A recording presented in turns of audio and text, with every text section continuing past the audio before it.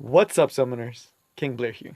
Today, for Top 5 Tuesday, we're going to be talking about the top 5 secret OP units for PvP in Epic 7. So these are 5 units that I think are extremely powerful and super OP, and people just don't give them enough respect and aren't really using them, even though they're very, very powerful.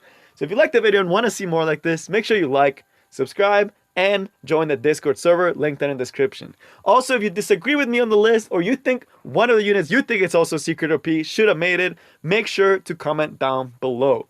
So without further ado, let's jump right into it. So for number 5, we're going straight into it today. No honorable mentions because there's actually a lot more, but I want to see what you guys think. So straight to number 5, we have none other than Mui. So if you guys didn't know, Mui came back a while back, and her release was very much hidden, which is one of the reasons why I think people aren't using her as much. But Mui is such a good unit for control teams and for cleave teams, and it's kind of weird that people aren't talking more about her or using her more. There are some players, top players, that do use her very often, but I don't see her as much as I feel like I should. So her base stats are actually really solid with a 115 base speed, pretty decent defense and HP, and extremely high crit rate, allowing you to set up and to seed them very easily.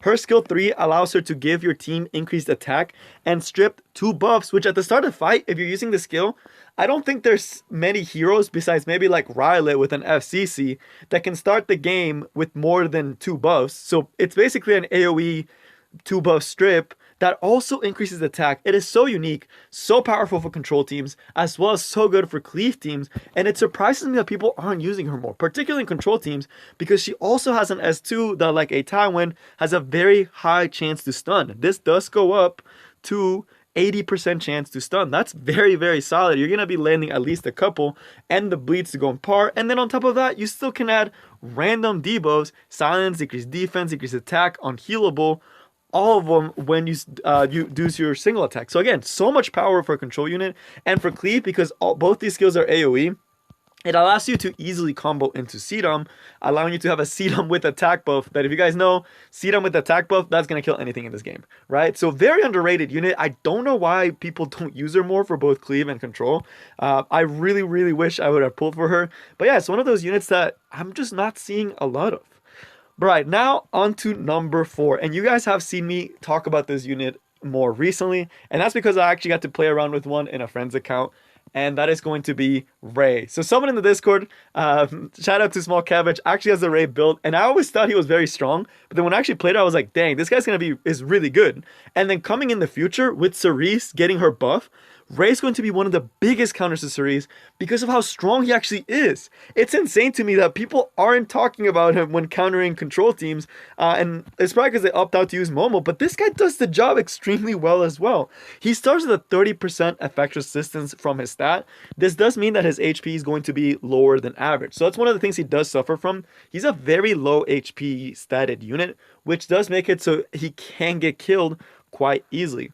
However, because of the high effect resistance, it is easy to get him to 200 plus effect resistance and make him almost impossible to be debuffed, as well as him having the high base speed will make him be able to cut in the middle of the control team before the control team is able to reset again, and he can go before your bruisers and cleanse. So if you guys didn't know, the skill 3, full AoE cleanse, and gives immunity for 2 turns. Y'all, this is so freaking good. It also heals on top of all that. So the spell's debuffs, gives immunity, and then heals. So no matter what debuffs they had, he's getting a massive AoE heal, essentially nullifying everything that a control team did. Y'all, this guy, if you're scared about control, I talked about it before, he is nuts. I don't know why I don't see him more for anti-control. He also provides another heal and a barrier, and the skill 1 dispels buffs like it's nothing. So insane sustain, really good base speed. Like if you want to think for comparison, Destina, who can also dispel debuffs and do a big heal, only has like 88 speed or something atrocious like that. So very, very powerful, gives immunity, so follow up control is extremely hard, does healing, and is fast base speed. This guy does so much, and people don't use him. I don't know why. It's like people opt for Acades and all these other units when you have a unit like Ray, who again can also do that job, and it's just so powerful. I know, yes, Acades is also extremely powerful, right? I don't wanna take anything away from Acades. Right, moving on to the number 3. So this one's another one we have talked about before, and y'all, this unit, if you've gone against a good good Rose, you know what I'm talking about. So 4-star, the only 4-star on this list, and a lot of these are RGB. Rose is so freaking good, dude. She is so amazing for tank teams, for bruiser teams, and for cleave teams. It just so much versatility on one unit. Why? She's a unit that has a CR push, but it's also a knight. There is not a lot of knights. I don't think there's another knight. Correct me if I'm wrong, but there shouldn't be any other knight that also does CR pushing up to 25%. A 25% CR push, as well as giving increased attack and giving herself increased defense. Top players have started taking a look at the Rose and have been building her, but this hasn't trickled down yet to the lower ranks. But Rose is amazing. The fact that she's a knight allows her to carry things like Aureus and Adamant Shield, which means that now you can cleave, but if you're unable to kill the enemy, you still have a knight that can provide some protection for your squishier units in your cleave, allowing you to potentially come back in the fight. Not only this, but she gives attack as well as later on can dispel debuffs and provide a barrier, and is extremely hard to take down because she's so tanky, is able to provoke, gets herself increased defense, and just does so much. You might wonder, her base speed is kind of slow, but her exclusive equipment gives her an extra 10 speed, allowing her to start at 107. If you get your Rose to 240, 250 speed, which is very doable, it becomes a must ban for a lot of bruiser teams, because now they're not going to be able to take the first turn against you, and you're going to be hitting them with a lot of damage with a knight that they're not going to be able to take down anytime soon. So Rose, amazing unit for bruisers and cleave teams alike. So powerful. The knight class, again, best class is knight class. Any knight that has good skills, very powerful, right? So again, Rose, amazing. Now on to the number 2. This guy recently got a buff, and I have no idea why people aren't building this guy. If people are complaining, like, people are all over Ravi right now, right? People are like, Ravi OP, Ravi's nuts, Ravi stomps games. But no one is talking about Ken, and y'all, Ken is very powerful. So one thing you have to realize, to get the most out of him, you do have to put him in a bruiser team. But this guy has HP scaling and is tanky, and does a lot of work with the soul burn and the vigor that he has. He has amazing defensive stats, great HP, great defense, decent speed, and you may be wondering, oh, the attack is low, but then you realize all his skill of attack. So you build him extremely tanky with high speed, good crit damage, and you're going to be destroying teams, because once you set up your S3, you can actually soul burn your S2, which will ignore effect resistance. So you guys know how people struggle with Royal in RTA, or even in Arena, or even Guild Wars, right? People are like, oh man, I can't kill this Royal. Well, get yourself a Ken, soul burn this, guaranteed decreased defense on that Royal, followed up by an S1, you're going to be killing that Royal. You're guaranteed the decreased defense as long as they don't have immunity, and then you just kill them with the S1 because he just does so much damage. So I do not know why people aren't using our man's Ken like at all, because I think he's so powerful when paired up with the right tank team.